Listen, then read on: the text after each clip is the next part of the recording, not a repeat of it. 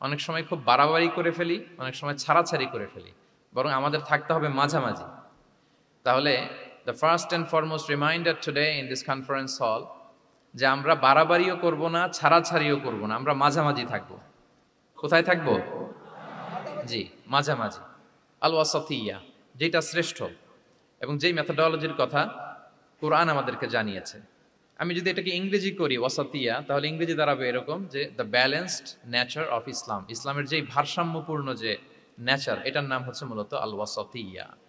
আপনি যদি খেয়াল করে দেখেন যে কিভাবে আমরা অন্যান্য জাতিগোষ্ঠীর তুলনায় মধ্যমপন্থী জাতি, তাহলে দেখবেন যে আমরা যদি সাইয়েদনা ঈসা আলাইহিস সালামের ব্যাপারে কথা বলি, জেসাস ক্রাইস্টের ব্যাপারে, তাহলে দেখেন ওনার ব্যাপারে ইহুদি নাসারারা কেউ বাড়াবাড়ি করেছে, কেউ ছাড়াছাড়ি করেছে। আমরা একেবারে মিডল ওয়েতে আছি। যেমন ঈসা আলাইহিস সালামের ব্যাপারে খ্রিস্টানরা কি বলে জানেন?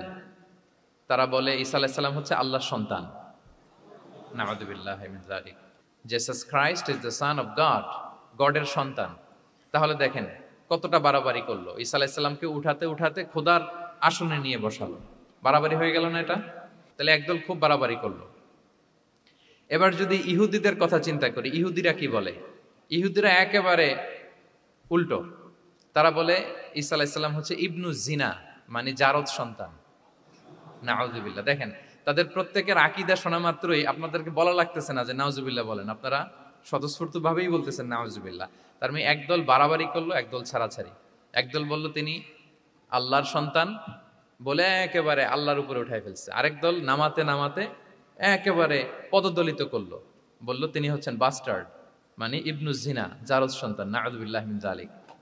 একদল নিয়ে গেল একেবারে উপরে, আরেক দল একেবারে নিচে। কিন্তু আমরা কি বলি দেখেন, আমরা বলি ঈসা আলাইহিস সালাম উনি হচ্ছেন আব্দুল্লাহি ওয়া রাসূলুহু, তিনি হচ্ছেন আল্লাহ তাআলার দাস বা বান্দা এবং আল্লাহর সম্মানিত রাসূল। দেখুন কতটা ব্যালেন্স এই আকীদা। আমরা আব্দুল্লাহ বলার মধ্য দিয়ে বেসিক্যালি নাসারাদেরকে রিফিউট করি, তাদের প্রতিবাদ করি আমরা যে তোমরা যে বলেছো আল্লাহ সন্তান না, ওইদিকে উঠানো যাবে না, নিচে নামায় নিয়ে আসো, উনি আব্দুল্লাহ, আল্লাহর দাস। আর রসুলহু, সম্মানিত রসুল বলে আমরা বেসিক্যালি ইহুদিদেরকে রিফিউট করি, তাদের প্রতিবাদ করি। আমরা বলি যে না, তোমরা যে বলেছো উনি জারদ সন্তান না, ওনার সম্মানকে পদদলিত করা যাবে না, উপরে উঠাইতে হবে, উঠায়া রসুল, সম্মানিত রসুল। তাহলে নাসারাদের আকীদা থেকে আমরা নিচে নেমে আসলাম, ইহুদিদের আকীদা থেকে আমরা উপরের দিকে গেলাম। ফলে এটা কি হলো? ব্যালেন্স হলো, ভারসাম্যপূর্ণ হলো, মধ্যম পন্থা হলো। তো আশা করি মধ্যম পন্থার উদাহরণটা বুঝতে পেরেছেন।